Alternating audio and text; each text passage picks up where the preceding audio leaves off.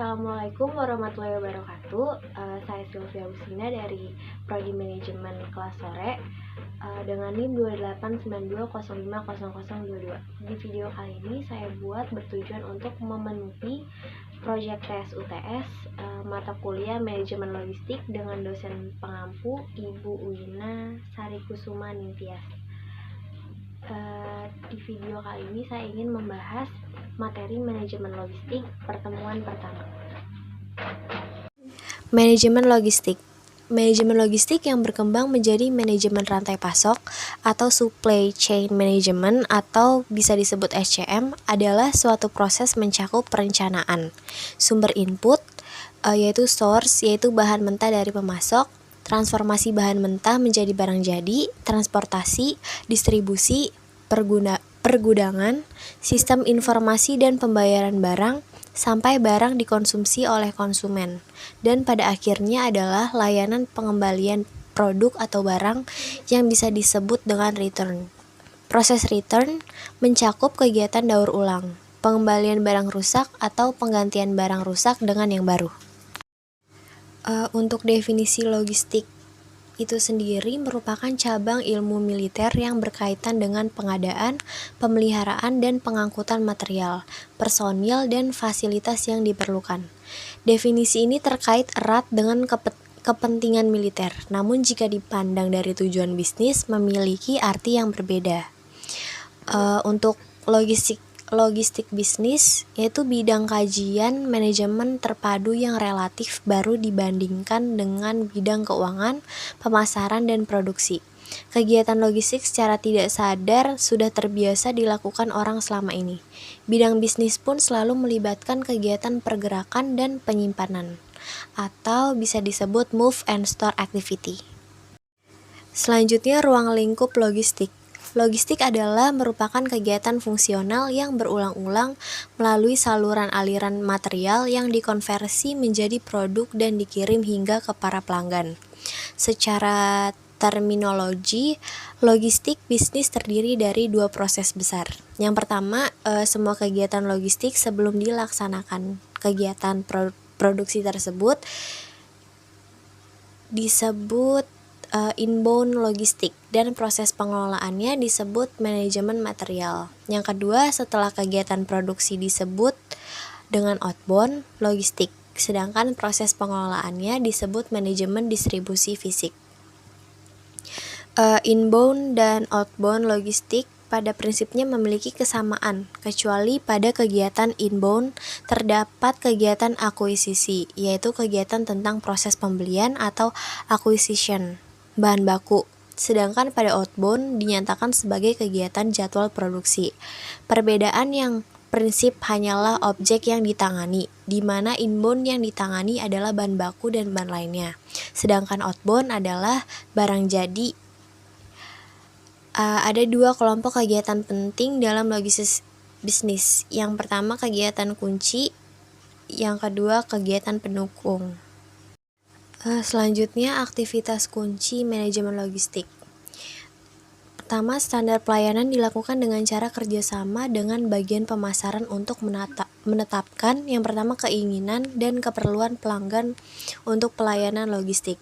Yang kedua, merespon pelanggan untuk dilayani. Yang ketiga, tingkat pelayanan kepada pelanggan. Selanjutnya, untuk bagian transportasi, standar pelayanan itu memilih moda dan pelayanan transport, konsolidasi angkutan, rute angkutan, jadwal kendaraannya, pemilihan perlengkapan atau moda, pemrosesan keluhan, aduit tarif angkutan. Yang ketiga, bagian manajemen persediaan, itu kebijakan penyimpanan bahan baku dan barang jadi, peramalan penjualan jangka pendek, bauran produk pada titik simpan, jumlah ukuran dan lokasi titik simpan. Terakhir, just in time, strategi dorong dan tarik. Untuk pemrosesan pesanan, yang pertama prosedur interface antara penjualan dengan persediaan, yang kedua metode penyampaian informasi pesanan, yang ketiga atur pen pemesanan. Selanjutnya untuk kegiatan pendukung. Yang pertama ada pergudangan. Kegiatan pergudangan itu Yang pertama, menentukan luas dan volume gudang, tata letak, konfigurasi gudang, dan penempatan stok.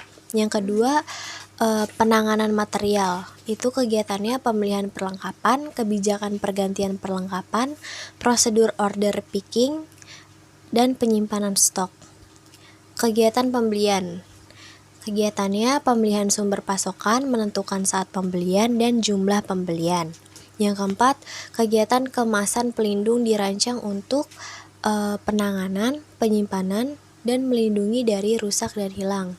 Yang kelima, kerjasama dengan bagian produksi untuk menentukan jumlah agregat dan urutan waktu produksi.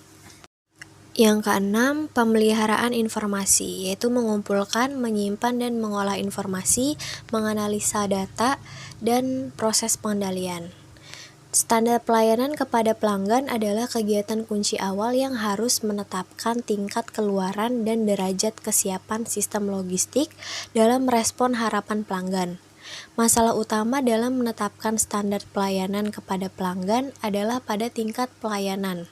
Berapakah agar perusahaan bisa memperoleh keuntungan yang wajar dan pelanggan dapat mendapatkan kepuasan pada batas-batas wajar. Transportasi dan persediaan adalah kegiatan kunci paling penting karena bisa menyerap ongkos logistik yang besar. Ongkos kegiatan ini bisa mencapai setengah hingga 2/3 dari total ongkos logistik. Terakhir, logistik bisnis dalam perusahaan. Untuk di perusahaan produksi atau operasi, aktivitasnya itu yang pertama ada pengendalian mutu, penjadwalan produksi, pemeliharaan peralatan, perencanaan kapasitas, perancangan kerja, standar dan pengukuran kerja. Aktivitas yang beririsan itu ada 4. Yang pertama penjadwalan, pengiriman produk, lokasi pabrik, dan pembelian. Untuk logistiknya, aktivitasnya itu pertama ada transportasi, persediaan, pengolahan pesanan, pengulangan, dan bahan baku. Aktivitas yang beririsan, standar pelayanan pelanggaran, penetapan harga, pengepakan, dan lokasi riset. Untuk kegiatan marketingnya itu promosi, riset pasar, batasan produk, dan manajemen perpetaan produk. Fungsi pemasaran yang kegiatannya berada pada ranah logistik adalah kegiatan standar pelayanan kepada pelanggan, penentuan harga, pengepakan, dan penentuan lokasi pengecer. Fungsi produksi yang kegiatannya berada pada ranah logistik adalah penjadwalan produk, penentuan logistik pabrik, dan pembelian. Suatu produk yang dihasilkan pabrik tidak akan bisa sampai di pelanggan secara tepat waktu, tepat jumlah, tepat mutu, tepat harga, dan tepat lokasi jika tidak memiliki sistem logistik yang tangguh.